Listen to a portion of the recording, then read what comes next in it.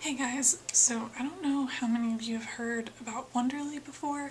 If you haven't, I highly recommend checking out wonderly.com.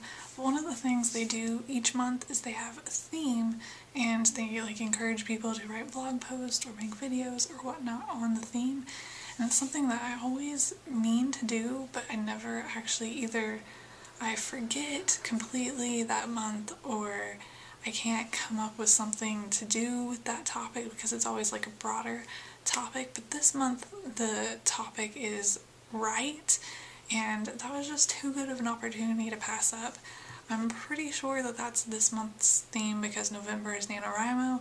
I'm not doing NaNoWriMo, but I still really wanted to make a video on the theme of write. So if you follow me on Twitter or Tumblr or whatnot, I have in my bio on all those sites writer, and I talk about it some, how I enjoy writing, and it's something that I'm open about, but I also don't like talking about to a great extent for a number of reasons. It's just kind of it's something where I feel every time that I tell someone I'm a writer and I identify myself as a writer, it's kind of it takes a bit of courage to say it. It took me a really long time to even put that in my Twitter bio. I think was the first place I put it, and it took me a while to get up the courage to actually do that.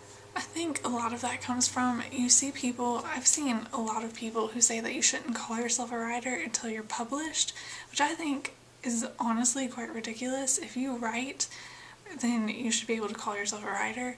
The thing is that most people write in some capacity on a regular basis, especially if you work in an office or just almost any job nowadays. And I'm taking professional writing this semester, so that's kind of really on my mind. But just writing in any capacity, I think you should be able to call yourself a writer.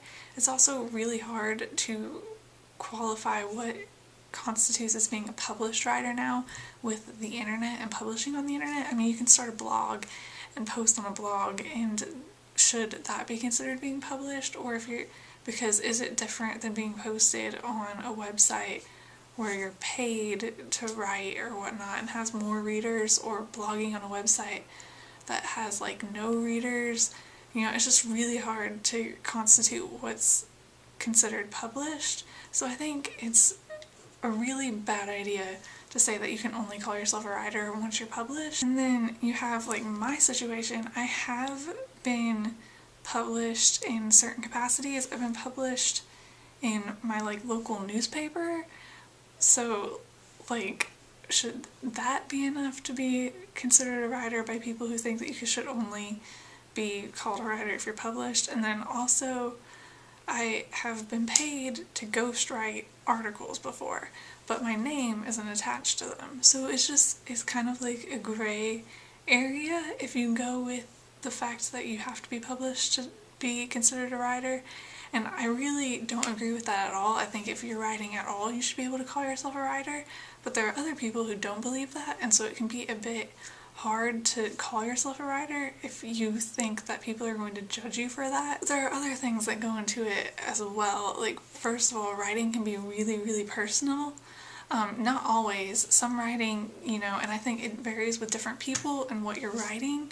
But a lot of the times, if you write something that has a lot of emotion in it, particularly I think if it's fiction, more so I think than non-fiction in a lot of cases, but not always, there's a lot of emotion in it, and that can make it a lot harder to talk about your writing because, I know for me, I post what I write online, and people reading it doesn't bother me, but I don't want to be around when they read it, and for the same kind of reasoning, I don't want to talk about it to people, because there's a certain bit of emotion that goes with your writing, and you kind of want people to read the writing and get that, but it can be a bit awkward to talk about it because it's a level of emotion that you wouldn't always share with people, kind of, and it's not even necessarily your emotion, but you kind of have to put I don't know, I don't really know how to say what I'm thinking here, but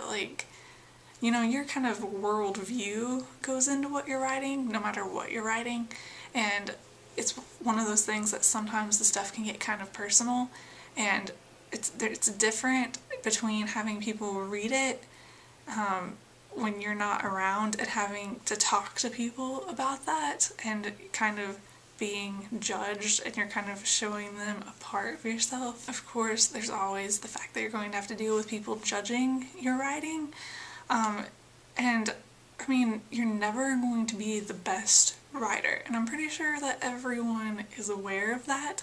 There's always going to be a writer that is better than you, and so whatever you're putting out, you want to be proud of what people, or what like you're writing and what people are reading, but at the same time you know that it's not going to be the best. Like, you can keep editing something and editing something till the end of time if you wanted, and making it better and better, but you can't do that because eventually you have to publish it or show it to people and whatnot. And so there's always kind of this pressure, at least with me, to know that it's never quite as good as it could be, because you could always change something. And in addition to that, no matter how much you keep changing something, it is not going to be as good as a certain other writer or a lot of other writers.